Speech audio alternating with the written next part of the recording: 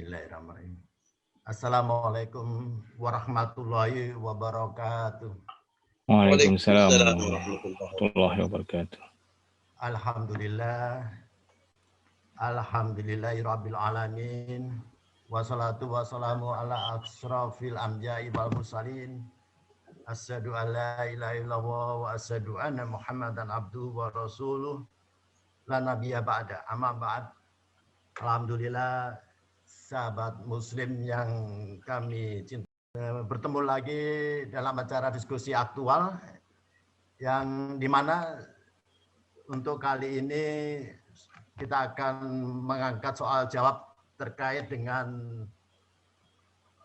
vaksin COVID-19 yang masih aktual tentu saja. Untuk itu akan hadir di sini dua narasumber sekaligus. Akan kami sapa dulu narasumber yang pertama. Assalamualaikum Ustadz Amir, apa kabar Ustadz? Waalaikumsalam warahmatullahi wabarakatuh. Alhamdulillah khair Ustaz. Sehat Ustadz? Alhamdulillah. Sehat walafiat insyaallah. Kemudian sahabat, saya perkenalkan juga narasumber yang kedua. Akan kita sapa Ustadz Kuko. Assalamualaikum Ustadz. Waalaikumsalam warahmatullahi wabarakatuh. Apa kabar Ustadz? Alhamdulillah khair. Sehat? Alhamdulillah. Baik, sahabat muslim,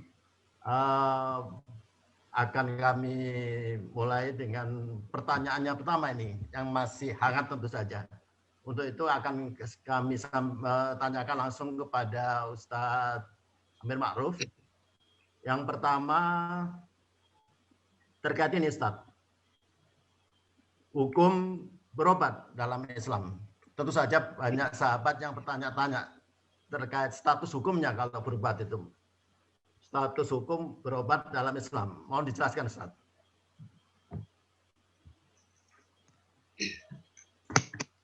Baik. Kita awali dengan sama-sama mudah-mudahan Allah Subhanahu wa taala melalui forum ini memberikan keberkahan insyaallah.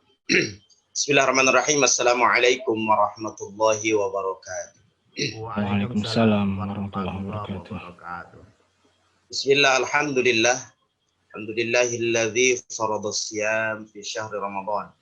Syahrul mubarak alladzi unzila fihi al-Qur'an hudan lin-nas wa bayyinatin minal huda wal furqan. Asyhadu an la ilaha illallah wahdahu la syarika lahul malikul haqqul mubin. Wa asyhadu anna sayyidana Muhammadan abduhu wa rasuluhu shadiqul wa'dil amin. Allahumma salli wa sallim mubarik ala nabiyil karim wa ala alihi wa sahbihi ajma'in wa ba'd. Qala Allah ta'ala fil Qur'anil aziz, a'udzu billahi as-sami'il 'alim minasy syaithanir rajim. Ya ayyuhalladzina amanu udkhulu fis silmi kaffah wa la tattabi'u khutuwatis syaitan innahu lakum 'aduwwum mubin. Thumma qala an-nabiy sallallahu alaihi wasallam man kharaja fi talabil ilmi fa huwa fi sabilillahi hatta yarji'. Shadaqallahul 'azim wa shadaqa rasulul karim. Allahumma arhamna bil Qur'an. Sahabat muslim yang dirahmati Allah Subhanahu wa taala, puji syukur kehadirat Allah Subhanahu wa taala. Pada kesempatan saat ini kita bersama masih dikaruniai kenikmatan terbesar di sisi Allah, yaitu kenikmatan panjang umur. Mudah-mudahan kenikmatan ini, nikmat panjang umur, nikmat sehat walafiat, dengan didasari dan senantiasa berlandaskan iman kepada Allah Subhanahu wa taala. Mudah-mudahan Allah senantiasa secara istiqomah dan terus-menerus yang kita harapkan kepada kita dalam kondisi senantiasa diberikan keberkahan dalam hidup kita. Salawat dan salam mudah-mudahan tercurah kepada junjungan kita Habibana wa Nabiyana Rasulullah Muhammad sallallahu alaihi wasallam, para sahabatnya, para tabi'ut tabi'in, dan insyaallah kepada kita semua selaku umatnya yang insyaallah istiqamah dalam menjalankan risalah beliau sampai akhir hayat kelak insyaallah. Sahabat muslim yang dirahmati Allah Subhanahu wa taala, berbicara tentang satu hal, fenomena apapun lah, problematika kehidupan apapun, senantiasa kita berlandaskan dengan sebuah landasan berpikir kita.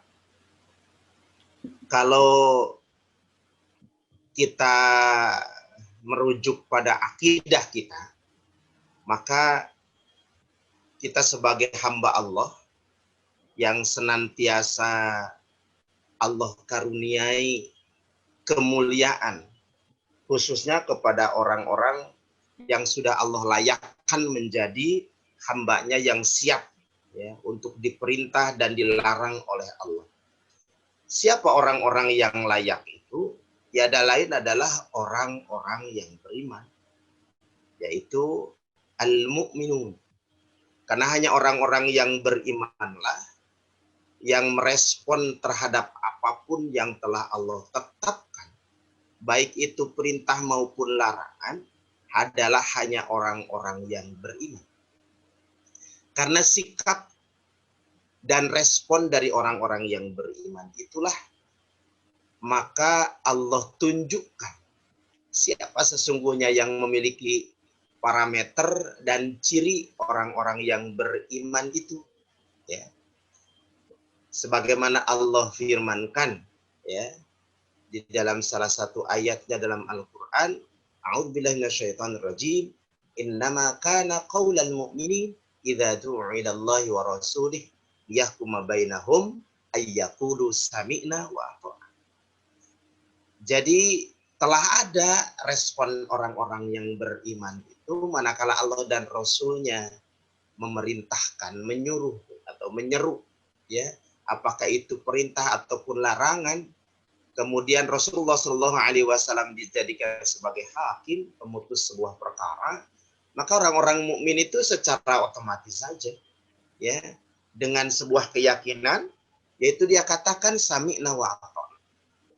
Nah, dengan sebuah parameter inilah maka Allah Subhanahu wa taala melayakkan bagi orang-orang yang beriman untuk siap diperintah dan dilarang oleh Allah Subhanahu wa taala. Nah, begitupun ketika kita berbicara tentang kehidupan. Orang-orang yang beriman secara pasti dia akan menyandarkan pada sebuah tatanan dan satu kondisi ya sesuai dengan syariat, bahwa orang-orang yang beriman itu adalah selalu idraku sillati billah, yaitu senantiasa menyadari bahwa kehidupan ini senantiasa dipantau, dilihat, dicatat, dan akan diberikan balasan oleh Allah Subhanahu wa taala. Itulah esensi kehidupan orang-orang yang beriman. Jadi senantiasa merasakan bahwa dia itu idraku sillati billah. Ini yang pertama. Sehingga orang-orang yang beriman itu senantiasa Allah layakan dan senantiasa Allah muliakan dengan sebuah tatanan dan aturan, baik kehidupan yang telah Allah berikan dan segala fasilitas kehidupan yang telah Allah siapkan, maka orang-orang mukmin itu akan senantiasa memanfaatkan itu semua untuk apa? Ya, untuk senantiasa menjadikan dirinya, penghambaan dirinya terhadap Allah. Nah, termasuk berbagai hal. Jadi bukan hanya kita dalam sholat, ya, dalam puasa, tapi dalam seluruh aspek kehidupan. Maka orang-orang yang beriman itu akan senantiasa berpikir dan akan bertanya, apakah ini akan mendapatkan balasan baik di sisi Allah atau tidak. Dan termasuk pembahasan diskusi kita pada kali ini berkaitan dengan tanya jawab masalah atau diskusi aktual ya, tentang satu permasalahan yang satu hal saja sebetulnya yang akan kita bahas, yaitu berkaitan dengan bagaimana hukum syariat berkaitan dengan berobat misalnya itu ya. Kita lihat satu sandaran ayat ya di dalam surat Al-Baqarah yang sering kita baca. Allah Subhanahu wa taala berfirman, a'udzubillahi minasyaitonir rajim, wa lanabluwannakum bisyai'im minal khaufi wal ju' wa naqsim minal amwali wal anfusi wath thamarat wa basyiris sabirin. Jadi sesungguhnya Allah Subhanahu wa taala walanabluwannakum, ya, ada lam, kemudian ada nun taukid. Ini benar-benar Allah Subhanahu wa taala akan menguji setiap diri kita dengan rasa takut. Minal khaufi wal ju', dengan lapar. Kemudian minal khaufi wal ju' wal anfusi was samarat, ya. Walanabluwannakum bisyai'in minal khaufi wal ju', ya, wa naqsim minal amwal. Ya. Selain rasa takut, kemudian rasa lapar, dan kemudian Allah kurangi dari apa yang telah diperoleh, ya. Baik itu kenikmatan jasadiah yang sifatnya kehidupan yang kita telah terima dari Allah, maupun apa saja yang kita telah upayakan dalam bentuk harta. Allah kurangi itu kan. Dengan tujuan apa tadi di awal? Walanabluwannakum. Ada lam taukid, ada nun taukid. Ini maknanya adalah benar-benar orang-orang yang akan dinaikkan derajatnya oleh Allah Subhanahu wa taala akan diuji oleh Allah. Itu ujiannya, ya, rasa takut. Nah, sekarang kalau kita kaitkan dengan hari ini, saya bacakan teruskan dulu ayatnya. Apalagi wa naqsi minal amwali wal anfus wat thamarat, ya. Jadi jiwa kita dikurangi, artinya Allah wafatkan. Kemudian hartanya tiba-tiba, misalkan ada orang yang baru ngambil uang atau mendapatkan rezekinya, tiba-tiba kemudian ada yang mencuri atau hilang begitu saja gitu kan. Ini satu kondisi yang telah Allah tetapkan. Ini bagian dari ujian, ya. Kemudian watsamarat, ya, buah-buahan. Artinya apa? Semuanya ketika kemudian kita merasakan kurang, ya, kurang yang tadinya kita miliki kemudian hilang, yang kita tidak miliki kemudian ada orang yang membutuhkan, tetapi kemudian mengambilnya tanpa bilang-bilang alias mencuri. Itu ujian dari Allah. Apa kemudian tuntunan Allah Subhanahu wa taala? Fabasyir sabirin. Bersabar. Ya kan? Itulah nikmatnya menjadi orang-orang yang beriman. Jadi pertama kemudian bersabar tatkala dikasih musibah, kemudian bersyukur tatkala dikasih nikmat. Tapi solusi yang telah Allah bimbing atas orang-orang yang beriman itu apa? Ya. Kata Allah Subhanahu wa taala, alladzina idza asabathum musibah, gitu kan. Qalu inna lillahi wa inna ilaihi raji'un, ya kan? Jadi ketika orang-orang yang sabar itu, lihat cirinya. Ketika diberikan musibah oleh Allah, dia kembali kepada Allah, dan itu esensi ibadah yang sesungguhnya. Tatkala kita mensikapi satu musibah yang diberikan atau yang diujikan oleh Allah Subhanahu wa taala. Jadi kembali kepada Allah. Nah, oleh karena itu, maka ketika kita masalah apapun, ya, yang kita hadapi di dunia ini kan semuanya adalah ujian, gitu kan. Baik ujian dalam bentuk nikmat maupun ujian dalam bentuk musibah. Sikap orang yang mukmin dituntunkan oleh Allah jelas. Ya. Jadi ketika kemudian diuji, wasyirus sabirin. Bagaimana solusinya? Qalu inna lillahi wa inna ilaihi raji'un.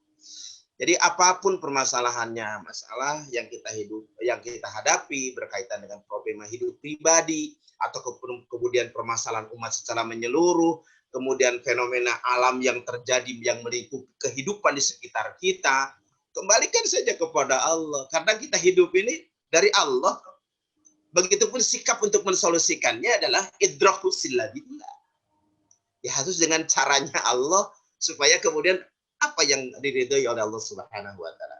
Nah, kemudian berbicara tentang obat atas satu penyakit atau kita ditimpa musibah oleh Allah, diuji oleh Allah Subhanahu wa taala dengan adanya virus yang nampaknya makhluk Allah yang kecil gitu kan.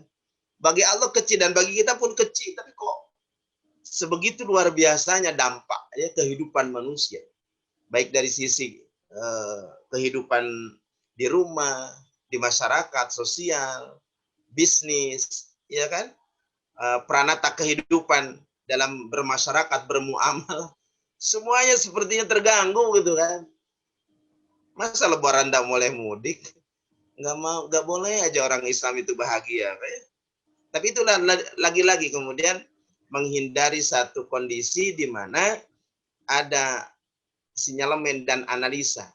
Ketika kemudian kita diperintahkan oleh Allah untuk berupaya supaya tidak menyebar lebih luas lagi, maka berbagai hal ya, kemudian dilakukan dan dijadikan sebagai suatu aturan.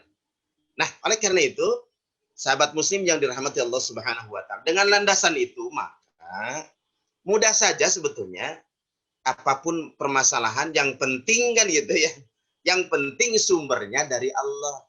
Yang penting itu termasuk ibadah di sisi Allah kan. Berbeda dengan yang lain.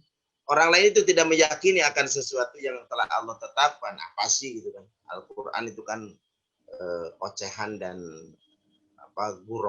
gumaman Muhammad saya. Itu orang-orang kafir Quraisy begitu sikapnya. Apakah kemudian sekarang seperti itu? Tidak berkata begitu sih. Cuma dalam mensikapi bagaimana merespon segala sesuatu tidak dikembalikan idrokusila billah. Nah, maka oleh karena itu, karena kita berbicara dari konsep keimanan, maka mudah saja bagi kita. Semuanya dari Allah dan akan kembali kepada Allah, tapi bagaimana mensikapi, mensolusikannya harus bertatanan sesuai dengan apa maunya Allah kan gitu. Nah, oleh karena itu tadi Ustaz Marianto menyampaikan apa sesungguhnya dan bagaimana kemudian tata aturan syariat di dalam Islam kan gitu Pak. Dalilnya apa sih gitu kan, supaya kemudian sikap dan respon terhadap sesuatu yang kita permasalahkan itu tetap itu bernuansa ibadah di sisi Allah. Bernuansa ibadah di sisi Allah. Bagaimana caranya kan gitu? Caranya adalah tadi, innama kana qaulal mu'minina idza du'u ila Allahi wa rasulih liyahkuma bainahum ay yaqulu sami'na wa ata'na. Yang penting sikapnya. Kata Allah mesti seperti ini, sesuai dengan syariat gitu kan? Iya. Itulah kemudian makna sami'na wa ata'na. Nah, oleh karena itu sebagaimana kita ketahui berkaitan dengan bagaimana syariat mengatur tentang dunia pengobatan ya. Kita sekarang sedang masih berkutat dengan sebuah tatanan kehidupan, tatanan sosial ya. Semua ya peranata kehidupan sepertinya terganggu dengan ada vaksin Covid 2019 ini. Nah, oleh karena itu kalau kita dilihat dari satu tatanan hukum atau tatanan syariat gitu kan. Jadi ketika kita berbicara tentang obat, maka mudah saja apa yang telah baginda Rasul contohkan, apa yang telah baginda Rasulullah SAW tetapkan berkaitan dengan ini, maka kemudian itu menjadi sesuatu yang menjadi aturan bagi kita.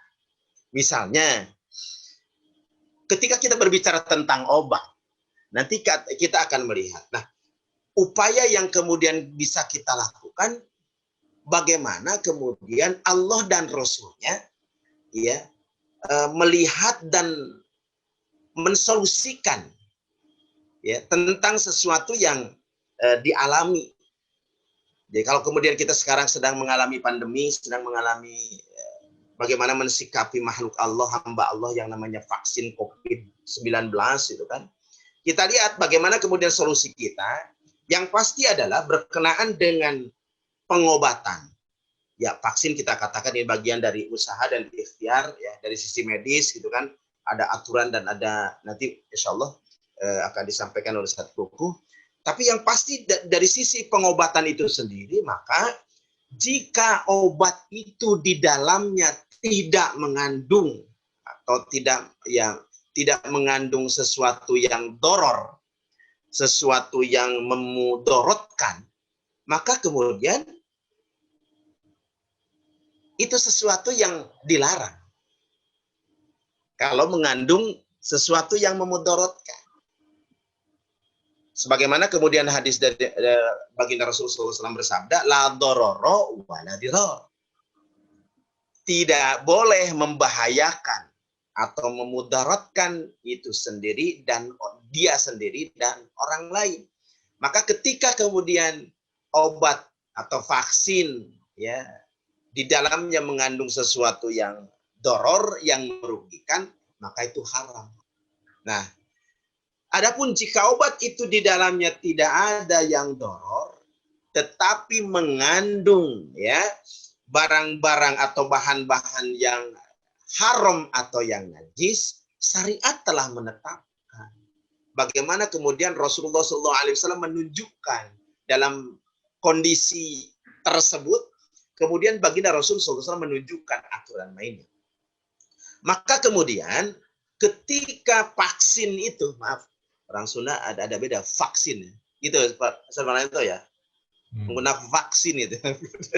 Nah, maka kemudian lihat, paling tidak kita bertanya, atau biasanya kalau sesuatu apa namanya ramuan ya atau obat itu terkandung di dalamnya apa saja, biasanya ada di muatan pemberitahuan itu ya, indikasinya apa saja ya kan. Nah, oleh karena itu kemudian kalau di dalamnya mengandung sesuatu bahan ya yang najis atau bahkan yang diharamkan, maka bagaimana kemudian Rasulullah SAW itu mengindikasikan bahwa obat tersebut boleh untuk digunakan, tapi tetap karena bahannya adalah sesuatu yang diharamkan dan ada sesuatu yang najis, maka kemudian kita tetap bersikap apa? Bersikap al-karoh, keterpaksaan. Itu digunakan karena tidak ada lagi, ya kan? Nah, oleh karena itu kemudian bagaimana Rasulullah SAW menggambarkan sebuah kondisi, kemudian asbab wurud hadis itu diturunkan atau sesuatu itu dijadikan sebagai hukum, maka ada satu hal yang disampaikan oleh baginda Rasulullah SAW, sebuah hadis dari Anas radhiyallahu anhu. Rasulullah SAW bersabda, rakhasa Rasulullah sallallahu alaihi wasallam au rakhasa Zubair bin Awam wa Abdurrahman bin Auf fi labasil harir li hikati kanat bihima. Ini satu kondisi ketika menimpa Zubair bin Awam dan Abdurrahman bin Auf. Jadi Rasulullah SAW bersabda, Rasulullah SAW memberi keringanan kepada atau memberi keringanan atau rukhsah kepada Zubair bin Awam dan Abdurrahman bin Auf. Untuk apa? Untuk memakai kain sutra karena penyakit kulit keduanya.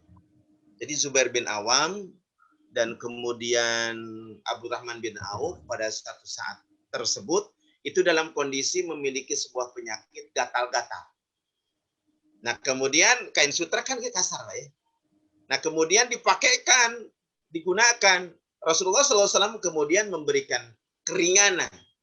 Kalaupun sutra hukum asalnya haram digunakan untuk laki-laki, tetapi ketika kemudian itu dijadikan sebagai obat atau solusi atas sebuah penyakit, maka Rasulullah SAW ini memandang sebagai sebuah kebolehan. Maka kita bersandar pada hadis ini bahwa ketika kita mensolusikan atas sebuah obat untuk sebuah penyakit, walaupun itu sesuatu yang haram, hukum asalnya haram, itu dibolehkan. Walaupun demikian, tetap kita harus bersikap di dalam hati kita. Sebetulnya kita gimana kita tidak enak, tidak nyaman sesuatu. Nah, oleh karena itu kemudian ini dibolehkan secara syariat. Nah, memakai sutra bagi laki-laki itu sebuah keharaman, tetapi ketika itu dijadikan sebagai obat, sebagai sarana untuk penyembuhan sebuah penyakit, itu dibolehkan. Nah, yang lain lagi misalnya Rasulullah SAW bersabda yang diriwayatkan oleh Imam Al-Bukhari dari Anas radhiyallahu an, anna nasha ijtabau fil madinati fa amaruhumun nabiy sallallahu alaihi wasallam ayyalhaqu bi ra'ihi ya'ni al-ibil fayashrabu min albaniha wa abwaliha falahiku bi ra'ihi fasharibu min albaniha wa abwaliha. Ini hadis ini diriwayatkan oleh Imam Bukhari sahih dalam kondisinya. Ada orang yang ijtawaf. Ijtawaf itu adalah makanannya tidak cocok ya kalau dimakan, tetapi kemudian ini dibutuhkan gitu kan. Mereka makan itu tidak cocok sesungguhnya. Ya. tapi kemudian dalam kondisi terpepet, dalam kondisi darurat, maka kemudian dia memakannya. Kata baginda Rasul SAW, ketika diriwayatkan oleh dari Anas radhiyallahu an, ada orang-orang yang istawaf itu memakan sesuatu makanan, tapi sebetulnya dia tidak suka, gitu kan? Rasulullah SAW menyuruh mereka untuk menyusul pengembala beliau, yaitu pengembala unta, sehingga mereka bisa meminum susunya dan air kencing unta itu. Maka mereka menyusul penggembala itu dan mereka meminum susu dan air kencing unta itu. Satu hal yang kemudian kita tahu bahwa air kencing itu adalah hukumnya najis, ya. Tapi boleh diminum. Kenapa? Karena ada sesuatu kebolehan manakala dia dalam kondisi sakit. Beberapa dalil ini, mungkin dua hadis, menggambarkan kepada kita sesuatu yang dilarang, sesuatu yang diharamkan, najis bahkan, itu dibolehkan saat kita menganggap itu sebuah kedaruratan. Tetapi begini, ada satu pengecualian. Kecuali tadi di dalil pertama, boleh tapi tidak memadorotkan, ya, kepada dirinya. Kalau memadorotkan terhadap dirinya, lihat, maka kemudian lebih baik dihindari. Walaupun sesuatu obat itu kemudian terkandung di dalamnya adalah sebuah hal yang najis, yang dilarang, tetapi itu dibolehkan ketika dijadikan sebagai obat, bukan merusak, ya. Berbeda dengan satu kondisi yang normal, orang yang sehat malah kemudian dirusak dirinya, bukan ingin mengobati, ya. Sesuatu yang haram dalam kondisi normal bukan obat, itu justru melanggar aturan, misalnya minuman khamr, gitu kan, miras dan sebagainya.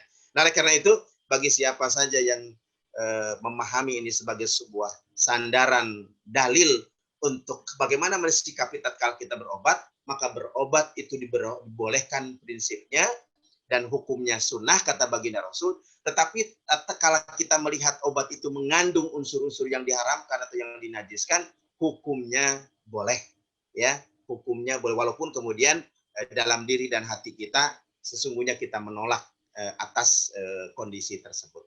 Demikian Ustaz Marianto, sementara kita nanti akan bincang lebih lanjut dalam diskusi. Wallahu a'lam bishawab. Wassalamualaikum warahmatullahi wabarakatuh. Waalaikumsalam. Baik, terima kasih Ustaz paparan penjelasan tentang hukum berobat. Jadi kalau boleh saya simpulkan Ustaz, ya, berobat itu sepanjang tidak mengandung atau membahayakan, maka hukumnya boleh saja. Hukumnya boleh. Walaupun pada akhirnya nanti dalam berobat itu ada yang najis, itu pun juga diperbolehkan kalau memang terpaksa dalam keadaan kedaruratan, Ustaz. Kira-kira gitu, Ustaz, ya. Jadi mungkin sedikit Pak Ustaz Marianto, sedikit bahwa sepanjang yang dijadikan obat itu tidak memadorotkan terhadap diri kita, atau yang diobatinya, walaupun terkandung di dalamnya barang yang diharamkan atau yang najis, itu dibolehkan. Kecuali kemudian membuat fisik atau diri yang diobati itu menjadi madorot, menjadi rusak, itu dilarang. Begitu ya, Ustaz? Allah a'lam. Baik, terima kasih, Ustaz. Baik, sahabat Muslim, telah jelas penjelasan dari pemateri pertama yang memaparkan tentang hukum berobat. Baik, kita lanjutkan dengan pertanyaan kepada narasumber berikutnya, yaitu Ustadz Kuku. Hal ini berkaitan dengan pandangan Islam terhadap vaksin. Karena belakangan ini banyak produksi vaksin yang digunakan untuk mengatasi atau membuat kebal terhadap virus COVID-19 ini. Maka pemerintah telah mendatangkan atau memproduksi berbagai macam vaksin untuk itu. Untuk itu kami minta Ustadz Kuku bisa menjelaskan pandangan terhadap vaksin itu, Ustadz. Sekaligus informasi seputar tentang vaksin COVID ini, Ustadz. Kami persilakan Ustadz Kuku. Baik, terima kasih kepada Ustadz Marianto. Assalamualaikum warahmatullahi wabarakatuh. Waalaikumsalam warahmatullahi wabarakatuh. Alhamdulillahilladzi arsala rasulahu bil huda wa dinil haqq liyudhhirahu 'alad dini kullih walau karihal kafirun. Asyhadu an la ilaha illallah wahdahu la syarika lah, asyhadu anna Muhammadan abduhu wa rasuluhu la nabiyya ba'dah. Allahumma shalli wa sallim wa barik ala Muhammadin wa ala alihi wa sahbihi wa man tabi'ahum bi ihsanin ila yaumiddin. Alhamdulillah, tentu saja puji syukur yang pertama-tama kita panjatkan kepada Allah Subhanahu wa taala karena atas berkat nikmat dan inayah serta hidayahnya kita masih diberikan kekuatan, kesempatan untuk kembali sama-sama berkumpul ya di majelis ini, di tempat ini untuk sama-sama mendiskusikan satu hal yang sangat aktual dan berkaitan dengan apa yang terjadi di tengah-tengah kaum muslim pada saat ini. Dan alhamdulillah pada sore atau pada hari ini, pada kesempatan kali ini kita membahas tentang vaksinasi dan kaitannya dengan Islam. Sebelum masuk ke dalam poin itu, sahabat muslim yang saya muliakan, saya akan paparkan satu perkembangan terbaru yang berkaitan dengan vaksinasi ya pada saat ini. Menjadi sumber dari Bloomberg, ya, data terbaru per 15 April 2021, yang ada perkembangan soal vaksin, yaitu bahwa saat ini di India jumlah kasus baru COVID-19 masih mencapai 160.000 per hari. Lalu juga ada perkembangan terbaru adalah Amerika Serikat melakukan penghentian sementara penggunaan vaksin Johnson & Johnson di tengah dugaan menimbulkan atau vaksin tersebut menimbulkan apa yang disebut dengan blood clot atau semacam pembekuan darah. Dan data terbaru juga menyebutkan bahwa sampai saat ini, sampai tanggal 15 April, itu telah diberikan 815 juta dosis vaksin dengan laju pemberian dosis per hari yang meningkat dari 17,94 juta dosis per hari sampai pada level 18,28 juta per hari di seluruh dunia. Di Indonesia sendiri sampai tanggal 15 April telah diberikan 15,81 juta dosis vaksin dengan laju pemberian dosis per hari di level 336.000. Jadi sampai saat ini memang di Indonesia sudah ada orang yang mendapat sudah ada sekitar 15 juta dosis vaksin yang telah disuntikkan kepada masyarakat Indonesia. Untuk jenis vaksinnya sendiri di seluruh dunia ini yang tercatat itu ada sekitar 13 jenis vaksin, dari mulai BioNTech gitu ya dari Jerman, lalu juga ada Pfizer dari Amerika, lalu juga ada Moderna, ada Johnson & Johnson, ada Novavax ya, dari Amerika, lalu ada yang juga masuk ke Indonesia yaitu AstraZeneca dari Inggris, lalu juga yang kita pakai saat ini yaitu Sinovac ya, Cina juga ada Sinopharm dari Cina, juga ada CanSino Biological dari Cina, ada Anhui Jifei dari Cina, ada di India punya sendiri Bharat Biotech, juga ada yang di Rusia ada Gamaleya vaksin, dan juga di Kanada ada Medicago ya. Jadi memang dari sisi jenis atau nama vaksin sendiri memang saat ini cukup banyak ya negara yang memproduksi vaksin sebagai bagian dari upaya mereka mencegah penularan virus COVID-19 ini. Nah, lalu kita masuk dalam kaitannya dengan vaksinasi dan Islam itu sendiri.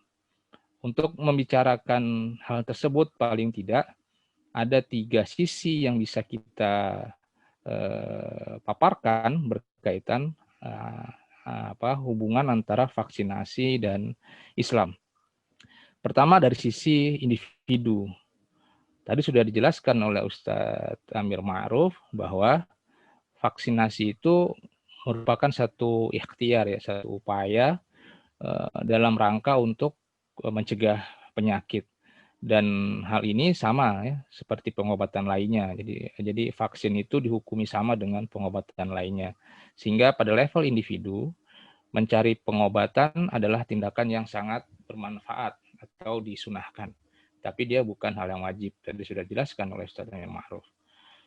Jadi seorang individu itu sunnah mencari pengobatan untuk mengobati penyakitnya. Sehingga pengobatan itu memang menjadi tidak wajib. Seseorang bahkan dapat menolak suatu pengobatan dan menanggung penyakit itu dengan sabar untuk mencari pahala dari Allah Subhanahu wa taala.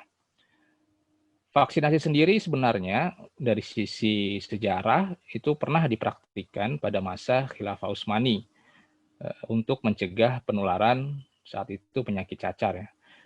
Dan cacar pada saat itu adalah satu virus juga yang sangat mematikan.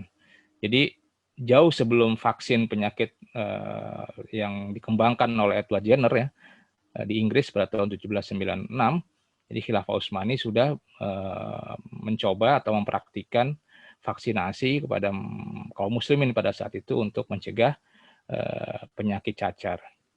Karena itu vaksinasi bukanlah pengobatan atau suatu cara yang asing bagi kaum muslimin dan juga bagi syariat Islam. Jadi ini adalah bukan perkara yang baru ya. Jadi maka akan sangat mengherankan jika di tengah-tengah kaum muslim ini vaksinasi itu dianggap suatu yang yang aneh gitu ya, atau yang baru. Padahal vaksinasi itu adalah pernah dikembangkan oleh kekhalifahan Islam. Lalu dari sisi yang kedua, setelah sisi individu, kita juga melihat hubungan vaksinasi dengan Islam itu berkaitan dari sisi penguasa atau pemerintahan.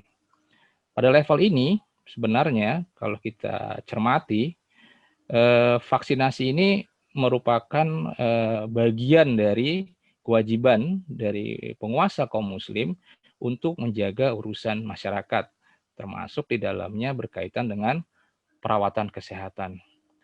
Ketika dunia saat ini dalam situasi pandemi, maka peran penguasa ya akan menjadi sangat penting ya, karena dia mencakup perintah untuk mengembangkan vaksin dan memfasilitasi distribusi vaksin sehingga bisa ditawarkan kepada masyarakat atau bisa diberikan kepada masyarakat untuk mencegah penyakit menyebar luas di tengah-tengah masyarakat.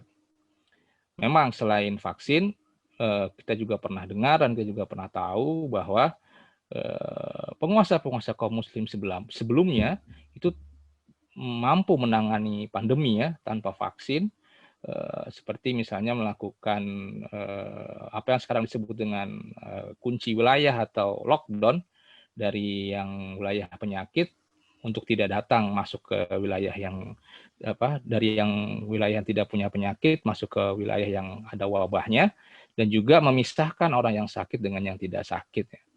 Jadi memang upaya-upaya penguasa kaum muslim itu menjadi sangat vital dan penting di tengah-tengah pandemi, termasuk di dalamnya adalah pembuatan vaksin.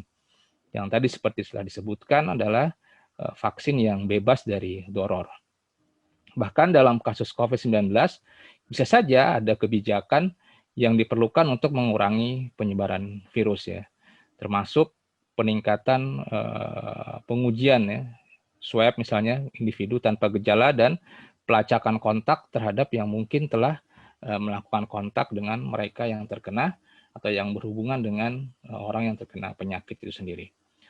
Namun meski itu dilakukan ya, seperti lockdown, seperti pelacakan kontak, penguasa juga harus tetap ya menjaga aktivitas-aktivitas sah yang biasa dilakukan masyarakat, atau tidak mengunci total seluruh wilayah untuk melakukan aktivitas yang biasa dilakukan, misalnya ibadah, bisnis, merawat orang sakit, mengunjungi kerabat dan sebagainya. Jadi intinya memang penguasa harus memiliki kekuatan yang penuh, ya, memiliki kemampuan yang penuh agar bisa mencegah ya orang terkena atau masyarakat atau warganya terkena penyakit, tapi sekaligus juga mampu tetap menjaga hal-hal yang biasa dilakukan masyarakat tanpa mengurangi sisi-sisi yang lain, sehingga bisnis tetap berjalan, ekonomi tetap berjalan, ibadah tetap berjalan. Jadi bukan seperti sekarang ya yang melakukan lockdown total sehingga akhirnya ekonominya tidak berjalan, ibadahnya juga tidak berjalan dengan baik. Ini dikarenakan memang dari awal ada semacam peremehan terhadap wabah ini. Dan sisi yang ketiga yang juga perlu diperhatikan dalam kaitannya dengan vaksinasi dan juga Islam, itu berkaitan dengan level geopolitik. Nah, ini juga masih berkaitan dengan penguasa, bahwa penguasa akan berusaha ya, sekeras mungkin, sekuat mungkin untuk mencoba memimpin ya, atau mencoba mengatur, mengelola cara-cara Islami ya dalam menangani pandemi semacam ini. Jadi memang dari sisi geopolitik ya, dari sisi hubungan antar wilayah gitu ya di satu negeri. Jadi bagaimana penguasa bisa melakukan hal-hal yang atau mencontohkan hal yang Islami di tengah-tengah kehidupan masyarakat dunia. Misalnya bisa saja penguasa berkoordinasi dengan wilayah-wilayah lain, baik yang masih di dalam kekuasaannya maupun yang di luar kekuasaannya, untuk menahan penyebaran penyakit ini, sehingga efek efek dampak penyakit ini bukan hanya menjadi tanggung jawab satu wilayah, tapi memang menjadi tanggung jawab bersama. Cuma memang masalah ini menjadi terhambat ketika nasionalisme itu masih dipraktikkan pada saat ini, sehingga masing-masing negara mengupayakan apa yang menurut mereka terbaik. Ya. Oleh karena itu, penguasa terus akan berusaha mencoba dengan wilayah lain untuk mencari terobosan-terobosan yang efektif terkait dengan pencegahan, terkait dengan pengobatan, ya. Sehingga ini menjadi sangat efektif. Tidak ada lagi hal-hal yang berkaitan dengan misalnya yang menghambat ya, seperti hak-hak paten ya, atau izin dari masing-masing wilayah berkaitan dengan hak-hak pengobatan ya, yang biasanya ini berkaitan dengan hak-hak paten, misalnya produk farmasi dan seterusnya, yang bisa akhirnya menghambat laju pencegahan penyakit. Bahkan jika memungkinkan ya, penguasa Islam atau penguasa kaum muslim bisa membantu negara-negara lain yang lebih lemah dalam hal pengobatan dan penyembuhan. Dan ini biasa dipraktikkan oleh penguasa-penguasa muslim zaman dahulu ketika melihat ada wilayah lain atau negara lain yang terdampak ya oleh situasi yang tidak mengenakan, misalnya ada kelaparan, kekeringan, peperangan, dan penguasa kaum muslim pada masa lalu itu datang untuk membantu mereka. Oleh karena itu menjadi sangat penting ketika penguasa kaum muslim memiliki kepemimpinan dalam hal intelektual, koordinasi, dan bantuan bagi yang lemah ya, yang saat ini mungkin sangat jarang kita lihat, bahkan sulit kita lihat ya, karena yang terjadi adalah sikap saling menyalahkan, persaingan, hak paten, dan nasionalisme vaksin. Nah, jadi mudah-mudahan ke depan penguasa kaum muslim bisa bersatu ya dalam satu kekuatan yang penuh untuk mendemonstrasikan cara-cara yang Islami dalam kaitannya dengan pandemi. Lalu kita masuk dalam soal vaksin itu sendiri. Jadi memang penguasa harus mampu, ya, penguasa kaum muslim itu harus secara ideal dia harus mampu membuat atau membuat vaksin yang bebas dari yang tadi disebutkan ya, doror atau berbahaya. Jadi memang harus aman, harus jauh dari barang-barang yang haram ya. Karena itulah negara atau penguasa harus memastikan bahwa setiap obat baru seperti vaksin itu diuji keamanannya sebelum ditawarkan kepada masyarakatnya atau warga negaranya. Hadisnya tadi sudah disebutkan oleh Ustaz yang Ma'ruf, La doror wala diror ya. Mandoro dorahullah. Nggak boleh ada bahaya atau yang dan tidak boleh juga membahayakan orang lain. Barang siapa yang menyusahkan orang lain, Allah akan menyusahkannya. Oleh karena itu di tengah-tengah negara kaum muslim, di tengah-tengah pemerintahan kaum muslim, harus ada peradilan yang independen ya, yang mampu mengurangi potensi-potensi tekanan politik dalam kaitannya mengenai percepatan ya teknologi pembuatan vaksin atau obat untuk mencegah penyakit. Nah, memang saat ini kesulitannya itu adalah kepercayaan ya. Jadi di tengah-tengah dunia kapitalisme yang membudaya, merebak, menguasai dunia saat ini dan juga menguasai kaum muslim saat ini, memang sangat sulit untuk mempercayai apa yang terjadi di tengah-tengah masyarakat. Ya. Karena kita seringkali mendengar isu-isu teori konspirasi, keraguan, dan juga skeptisisme di tengah-tengah masyarakat. Maka menjadi penting ya bagi penguasa kaum muslim untuk terus memberi pendidikan dan pelayanan pada masyarakat agar mampu ya memilah mana yang benar dan mana yang tidak benar. Karena memang kita tahu saat ini para politisi kapitalis itu seringkali, bukan hanya seringkali ya, tapi selalu bersikap kompromi dengan memprioritaskan kepentingan-kepentingan bisnis besar yang berkaitan dengan farmasi. Ya. Jadi adanya perusahaan-perusahaan yang mendominasi perawatan kesehatan di seluruh dunia. Dan ini yang harus dicegah ya oleh penguasa. Dan jika ini terus berlangsung, maka wajar jika di tengah-tengah masyarakat muncul pemikiran-pemikiran yang berkaitan dengan konspirasi, ya berkaitan dengan ketidakpercayaan, ketakutan, ya campur tangan asing dan seterusnya. Padahal ya bisa jadi ya sebenarnya masih ada ilmuwan-ilmuwan yang baik ya yang di luar farmasi besar yang memang menciptakan atau membuat obat-obat atau vaksin-vaksin yang memang dibutuhkan oleh masyarakat. Tapi karena adanya kepentingan-kepentingan kapitalis semacam ini, hal ini menjadi terkalahkan.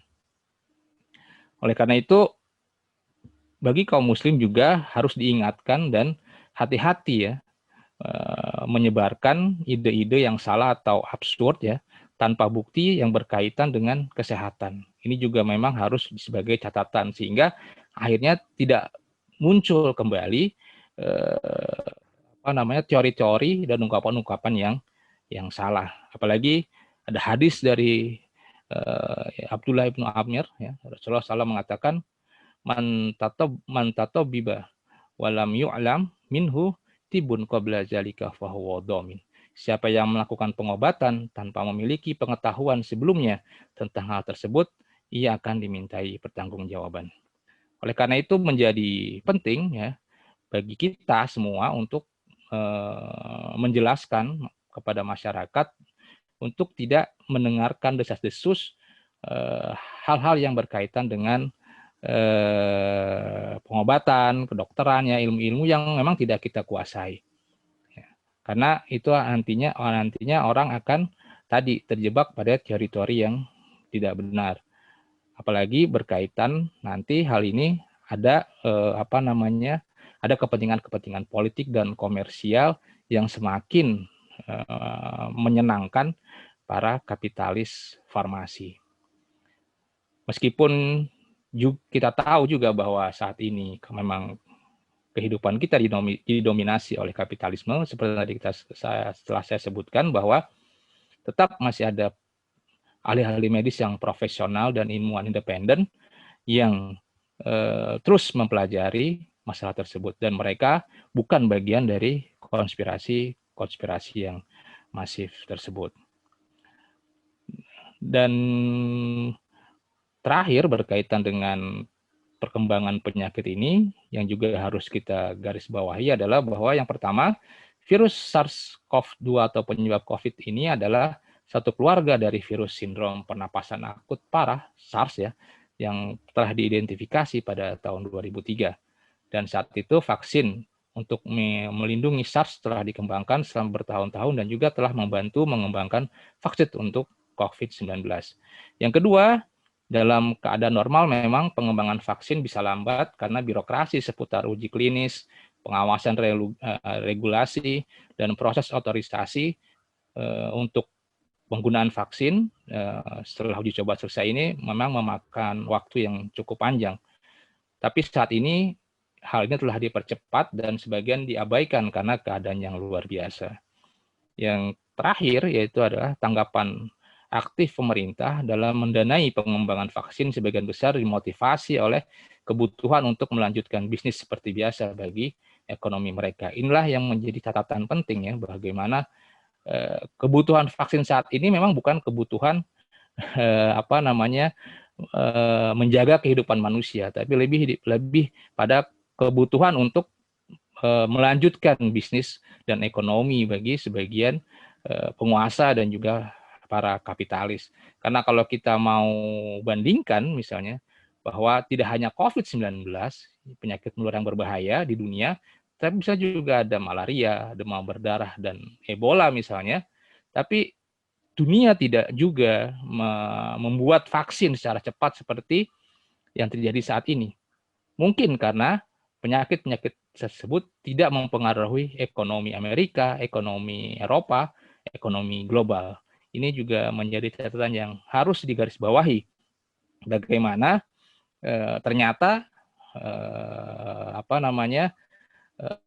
pengobatan vaksinasi juga inilah jika dia berkaitan ya atau membahayakan keberlangsungan Barat, keberlangsungan kapitalis, maka dengan cepat dilakukan. Tapi jika tidak membahayakan kepentingan mereka, ini dilakukan dengan lamban.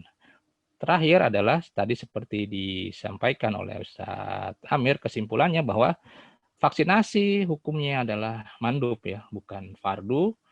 Maka jika di dalam vaksin itu ada bahan-bahan yang membahayakan bagi manusia, maka hukumnya menjadi haram.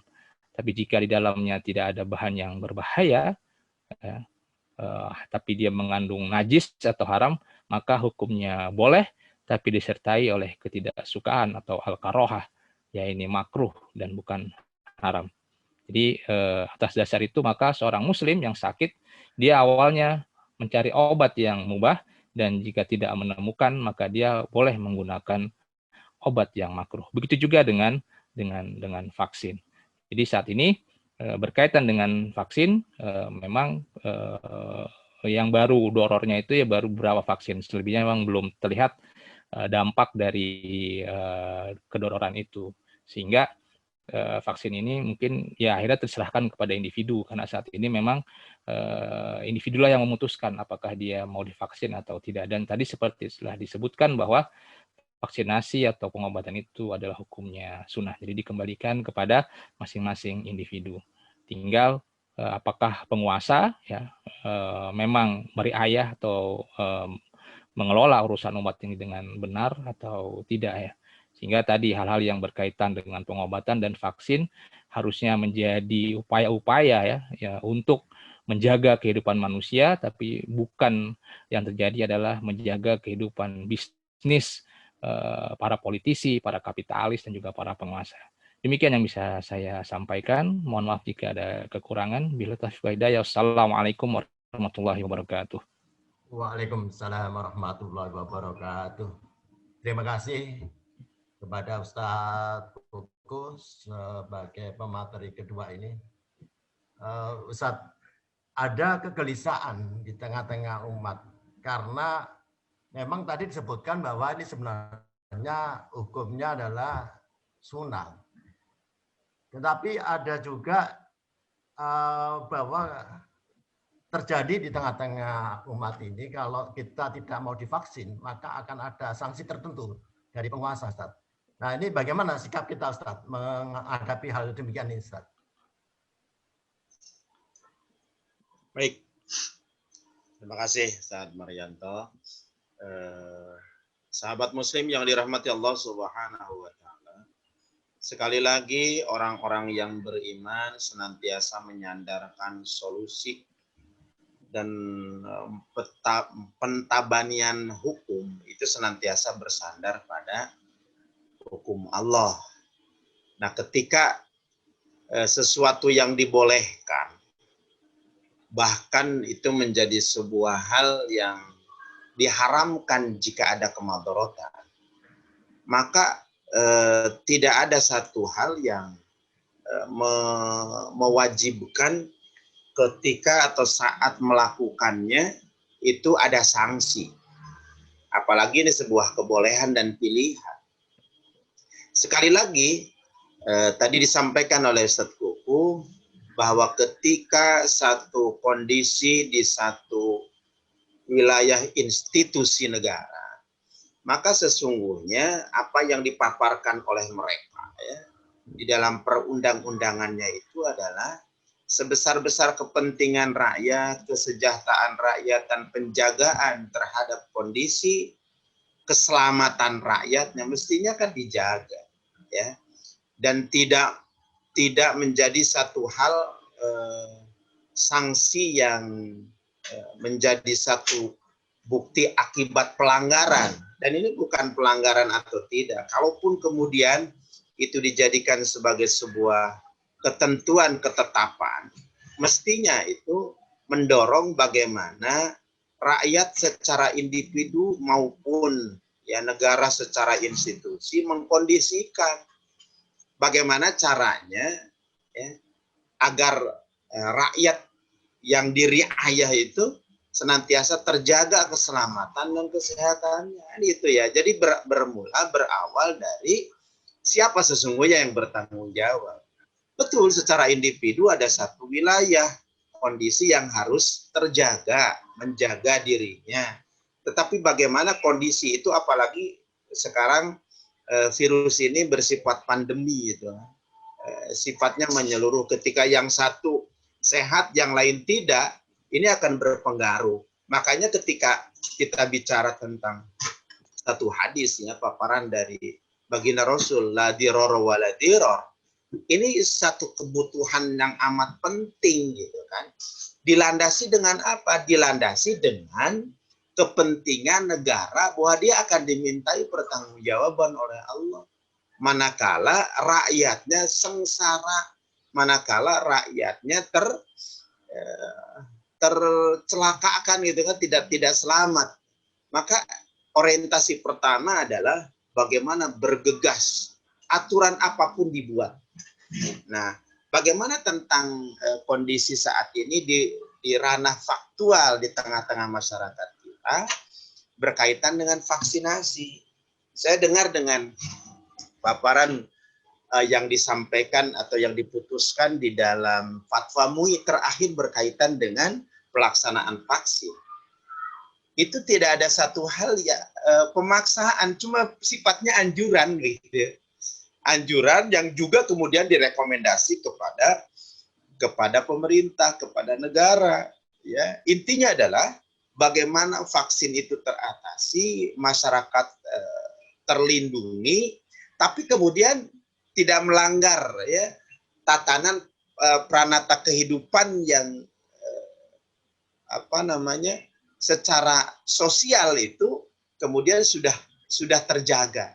Nah, oleh karena itu sekali lagi satu hal yang kita pahami bahwa fakta bukan sebagai sebuah dalil, tapi bagaimana kemudian fakta itu disikapi dengan sebuah tatanan kehidupan yang sedemikian rupa telah Allah atur. Kan sesungguhnya kalau kita bicara tentang virus dari awal menurut pandangan Al-Fakir, bahwa ini sudah menyalahi. Kenapa demikian? Kalau kita melihat merujuk pada hadis baginda Rasul, tatkala terjadi sebuah wabah, maka kemudian yang dari dalam wilayah yang terkena wabah itu tidak boleh keluar. Begitupun yang dari luar nggak boleh ke dalam. Apa yang terjadi di negeri ini misalnya tidak seperti itu. Ya. Yang satu dilarang, yang satu dibolehkan. Yang dari dalam tidak boleh keluar kecuali kemudian yang ada keuntungannya. Tapi kemudian yang dari luar Ya berjubel kemudian berbondong-bondong masuk ke dalam. Ya ini saja sudah salah. Tapi salah dan benar itu tidak sesuatu yang mutlak sepertinya. Kalau dalam sistem kapitalis. Berbeda dengan aturan Allah. Ketika yang salah kemudian kita hindarkan, itu berpahala bagi kita. Ketika kemudian perintah, kemudian himbauan, bahkan kemudian ini sebagai sebuah aturan, mesti harus kudu gitu kan. Maka ketika melaksanakannya berpahala juga kan itu. Nah inilah bedanya. Tadi Ustaz Marianto bertanya, gimana faktanya seperti ini? Ya memang harus seperti itu Ustaz. Kenapa? Karena tidak diterapkan aturan Allah. Itu saja. Nah ketika kemudian tidak diterapkan aturan Allah, ya dengan terpaksa dan kita secara tidak ikhlas begini dampaknya. Makanya sangat ya Allah sudah Maha tahu. Sejak 15 abad yang lalu telah mewanti-wanti. Kata Allah Subhanahu wa taala satu ayat dalam Al-Qur'an difirmankan, diwahyukan kepada baginda Rasul, a'udzubillahi minasyaitonir rajim, wattaqu yaumal la wattaqu fitnatan la tusibannal ladzina dzalamu minkum khassah. Dan takutlah kalian atas azab Allah yang tidak hanya ditimpakan kepada orang-orang zalim saja. Iya kan? Nah, ketika kemudian kita bergegas, mari kita terapkan aturan Allah Subhanahu wa taala. Ini dampaknya, ini perintahnya. Kalau tidak, ya Allah akan memberikan azab. Dan kemudian faktanya gimana? Yang termasuk orang-orang yang tidak berbuat zalim, orang yang lurus-lurus saja kena juga gitu. Kenapa? Bisa jadi kemudian kita membiarkan. Kita kemudian enjoy dengan satu kondisi. Habis gimana sih kan itu ya? Ya sudah, mari sama-sama bagi kita orang-orang yang beriman, paling tidak kemudian tetap kita mensyiarkan yang benar, kita menyampaikan dalil-dalil yang rajih, dan bagaimana kemudian dampak dari hal-hal yang melanggar aturan-aturan Allah Subhanahu wa taala kita bacakan lagi dalam ayat-ayatnya. Dan fakta yang terjadi di masa-masa sebelum baginda Rasulullah SAW diutus oleh Allah Subhanahu wa taala, di masa-masa di mana golongan dan umat-umat terdahulu Allah azab. Cuma untungnya umatnya baginda Rasul berbeda karena Allah telah tetapkan, ya.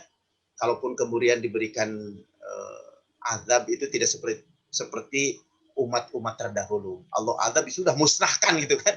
Coba bagaimana ke sekarang? Ya, kalau berbicara tentang berbagai kezaliman, kemaksiatan terjadi, kalau Allah musnahkan satu generasi, ya sudah kan itu. Nah, itulah kemudian kelebihannya umat baginda Rasul. Masih ada kesempatan untuk bertobat kepada Allah Subhanahu wa taala. Wallahu a'lam bishawab. Baik, terima kasih penjelasan dari Ustadz Amir Ma'ruf. Terakhir, mungkin ini ditujukan kepada Ustadz Kukuh ini, berkaitan dengan fakta yang masih berkembang. Ustadz, COVID-19 ini nampaknya dampaknya luar biasa, baik dari segi sosial maupun ekonomi. Terutama dalam sisi mengenai sisi politik, Ustadz. Belakangan ini COVID ini penanganan COVID dalam hal ini prosedur kesehatan prokes itu ada perlakuan yang tidak sesuai, Ustaz. Artinya satu diperlakukan dengan sempurna, yang satu malah seolah-olah kayak dikriminalisasi, Ustaz. Secara politis bagaimana menanggapi hal ini, Ustaz? Karena hal ini pun juga dialami di tengah-tengah masyarakat. Kami usahakan Ustaz Kukuh. Terima kasih Ustaz Marianto. Tadi seperti telah dijelaskan bahwa memang penanganan COVID-19 itu dalam kerangka yang bukan Islami, ya, sehingga memang akhirnya yang terjadi adalah seperti yang kita lihat saat ini. Itu juga berkaitan dengan tadi pengobatan, vaksinasi, cakupannya adalah bukan cakupan Islami, ya, tapi masih cakupan kapitalisme, cakupan kapitalis, sehingga yang ditampakkan adalah kepentingan, baik kepentingan ekonomi, kepentingan politik, dan seterusnya. Dan inilah yang terjadi pada saat ini, dan itu memang tampak. Sehingga jika satu hal yang berkaitan dengan kepentingan politiknya dia bisa dapat dari situ, ya maka itu akan diambil. Jadi memang maslahat itu menjadi fokus ya. Selama kepentingan bisa didapat dari suatu tindakan, maka itu akan dilakukan.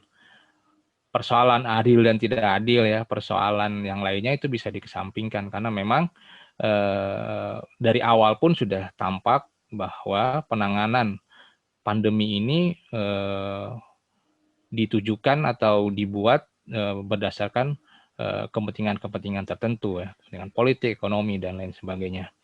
Dari awal itu tampak ya kasus dulu ya, bagaimana tarik ulur tentang kunci wilayah atau lockdown itu juga kita bisa lihat ya, yang satu mau di lockdown bisa, yang satu nggak bisa dan seterusnya. Itu kan berkaitan dengan kepentingan ekonomi dan politik.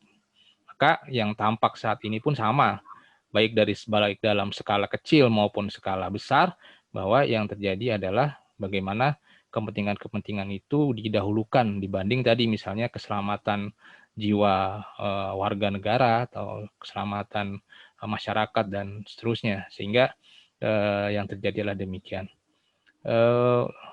Di beberapa media juga disebutkan ya bagaimana vaksinasi yang awalnya dulu didahulukan adalah mereka yang rentan, tapi sekarang akhirnya vaksinasi pun akhirnya siapa yang bisa cepat dapat ya dia yang divaksin. Jadi ini juga membuat kekhawatiran pandemi ini tidak berakhir dengan cepat ya, tapi justru akan menjadi sangat panjang karena tadi pengelolaannya bukan dilakukan dengan semangat Islami, dengan semangat kebaikan, tapi justru dengan semangat kepentingan. Nah, ini yang memang sangat disayangkan. Saya kira itu. Terima kasih. Baik, terima kasih. Baik, sahabat Muslim yang dirahmati Allah, itulah pertemuan kita dalam soal jawab terkait dengan COVID-19 ini dan berikut vaksinasinya. Mudah-mudahan ini bermanfaat untuk kita. Dan sekali lagi kita perlu mewaspadai bahwa COVID-19 ini memang ujian dari Allah, di mana kita diperlukan kesabaran menghadapinya, seperti yang dipaparkan oleh pemateri pertama tadi, bahwa menyikapi hal ini kaum muslim hendaknya harus bersabar, tawakal, dan kita memang berserah diri kepada Allah Subhanahu wa Ta'ala sebagai tempat untuk bersandar. Baik, kita akhiri majelis tanya soal jawab ini dengan doa kafaratul majelis. Subhanakallahumma wa bihamdika asyhadu an la ilaha illa anta astaghfiruka wa atubu ilaik. Wabillahi taufiq wal hidayah. Assalamualaikum warahmatullahi wabarakatuh.